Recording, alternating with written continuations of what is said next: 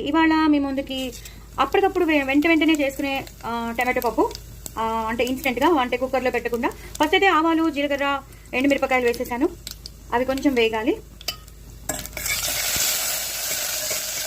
ఏంటంటే పొద్దున్న పప్పు చేశాను, ముద్దపప్పు. తర్వాత ముద్దపప్పు అయిపోయాక మళ్ళీ రాత్రి కొంచెం మిగిలింది. మళ్ళీ పప్పు ఏమిటి అన్నారు, సరే దాన్ని టమాటో పప్పు కింద చేసేస్తున్నాను.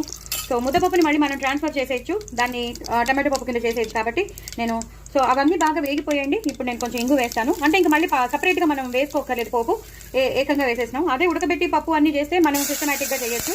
ఇది ఆల్రెడీ పప్పు ఉడికిపోయి ఉంది కాబట్టి, పొద్దున్న చేసిన పప్పు ఉండిపోయింది కాబట్టి దాన్ని మనం పడేసుకోలేం కదా. సో దాన్ని మనం ఇలాగా యూటిలైజ్ చేసేసేమాట. సో ఒక పెద్ద టమాటో వేసేస్తున్నాను, పచ్చిమిరపకాయలు వేసేస్తున్నాను. అలాగే ఒక్కసారి ఇలా వేయించాలి. అలాగే కరివేపాకు కొంచెం వేసేసుకోవాలి.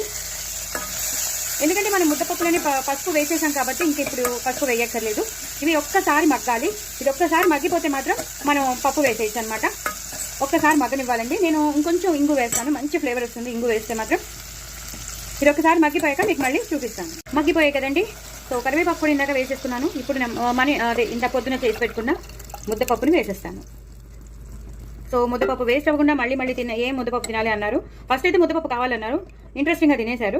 ఆ తర్వాత అంటున్నారు ఇప్పుడు మళ్ళీ ముద్దపప్పు ఏం తినాలంటున్నారు. సో దాన్ని మళ్ళీ టమాటో పప్పు కింద చేసేస్తున్నాను. సో ఇప్పుడు ఇది బాగా మరగాలండి. ఒక 2 నిమిషాలు బాగా మరిగిస్తే అప్పటి లోపల మనం ఇవి వేసేసుకోవచ్చు. కొంచెం ఆవాలు మెంతుల పొడి, నేను ఎప్పుడు చేసి పెట్టుకుంటానని చెప్పాను కదా, ఆవాలు మెంతుల పొడి. అలాగే కొంచెం కారం, పచ్చిమిరపకాయలు వేసుకున్నాం కాబట్టి రుచికి తగినంత కారం వేసేసుకోవాలి.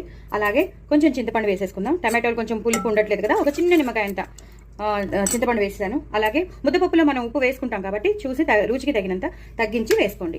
కావాలంటే మనం కలుపుకోవచ్చు, కానీ ఎక్కువైతే మనం ఏం చేయలేం కదా. దీన్ని ఇలాగా 1 నిమిషం బాగా మరుగు రావాలి. మరుగు వచ్చేస్తే ఇంకా కొత్తిమీర వేసేసి గార్నిష్ చేసేయడమే. ఇది ఒక్కసారి మరుగు వచ్చాక మీకు మళ్ళీ చూపిస్తాను. బాగా మరిగిపోతుంది. ఎంత బాగుంది చూసారా. పొద్దున్న ముద్దపప్పుని మనం సాయంత్రం టమాటో పప్పుకి చేసేసాం. అసలు అంత చేసేసుకోవచ్చు. మీరు కావాలంటే వెల్లుల్లిపాయని పోపులో కూడా వేసుకోవచ్చు, లేదా ఇలా కొంచెం స్మాష్ చేసేసి వేసేసుకోండి. సో దట్ అది బాగా మరుగుతున్నప్పుడు కూడా దాని ఫ్లేవర్ బాగా వెళ్ళిపోతుంది. నేను ఒక్క 2 వెల్లుల్లిపాయలు తీసుకుని జస్ట్ ఇలా చిత్తగొట్టి వేసేసాను. సో దట్ మంచి ఫ్లేవర్ వస్తుంది పప్పు.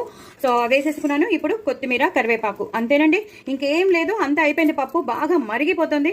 చాలా చాలా టేస్టీగా ఉంటుంది. వేడి అన్నంలో నెయ్యి వేసుకుని తినండి, పిల్లలకి పెట్టండి, మీరు కూడా తినండి. నా ఛానల్ మాత్రం సబ్స్క్రైబ్ చేసుకోవడం అస్సలు మర్చిపోద్దు. ఏది యూటిలైజ్ కాంది లేదండి, అన్నీ యూటిలైజ్ అయిపోతాయి.